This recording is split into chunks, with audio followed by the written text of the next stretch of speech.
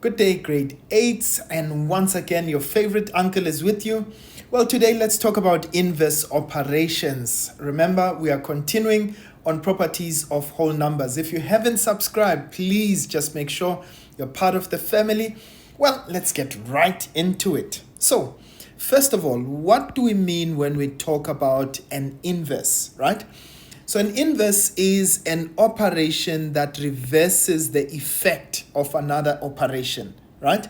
So for instance, if I'm multiplying, if I'm adding, how do I reverse the effect of multiplying or adding, right?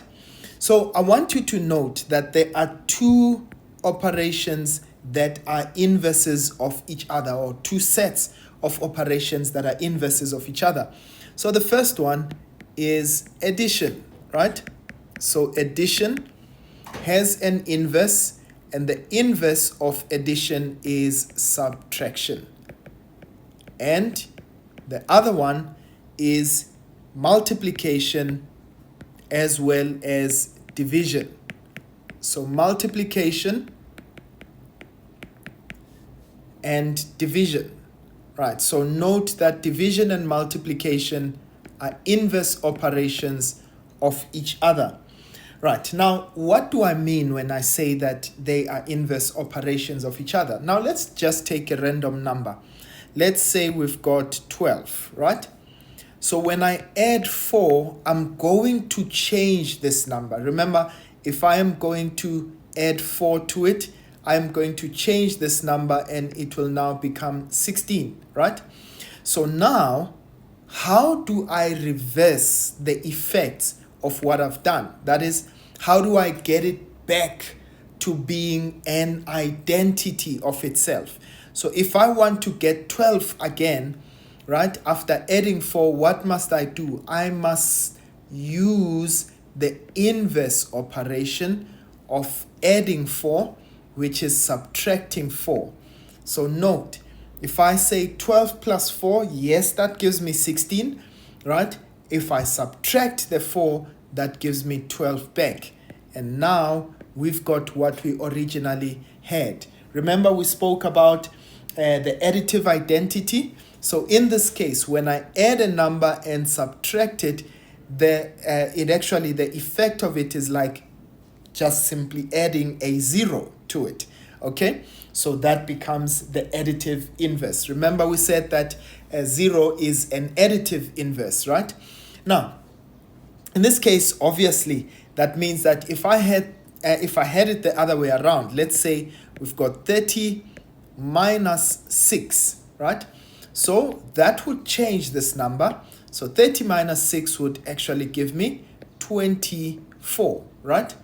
But if I wanted to reverse the effect of what I've actually done, then I can say, well, what is the inverse of subtraction? Of course, that's addition.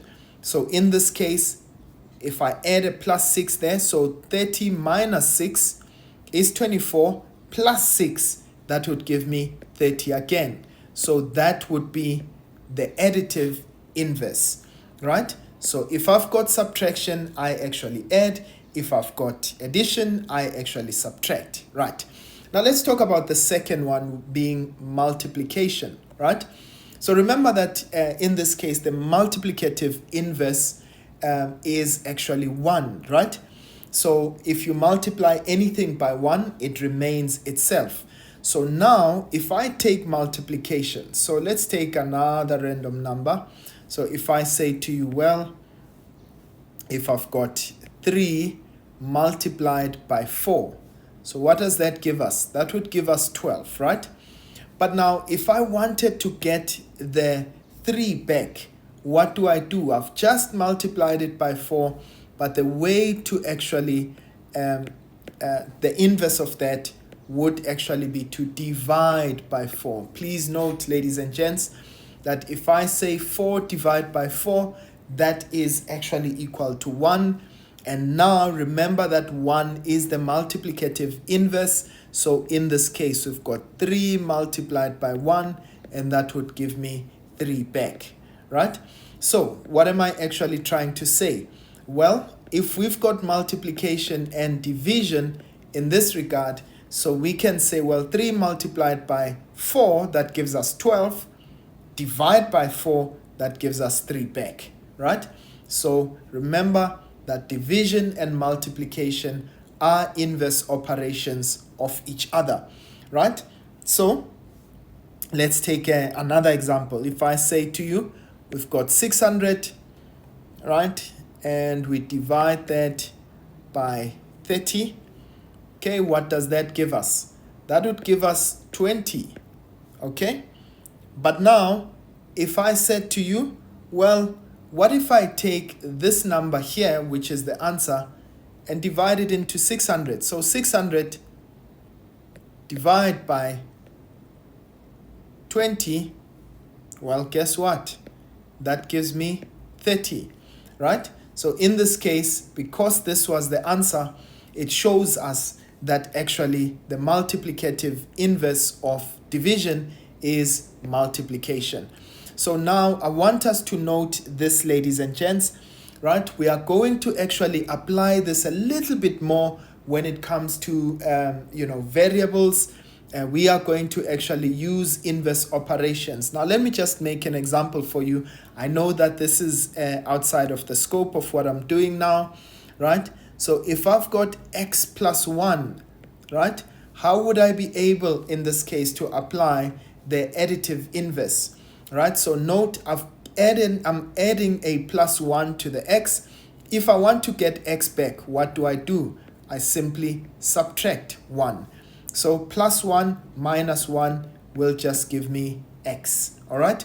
So sometimes in mathematics, we simply say these two cancel each other. When you've got two numbers that are exactly the same, but simply have got inverse operations of each other, they simply cancel one another, right?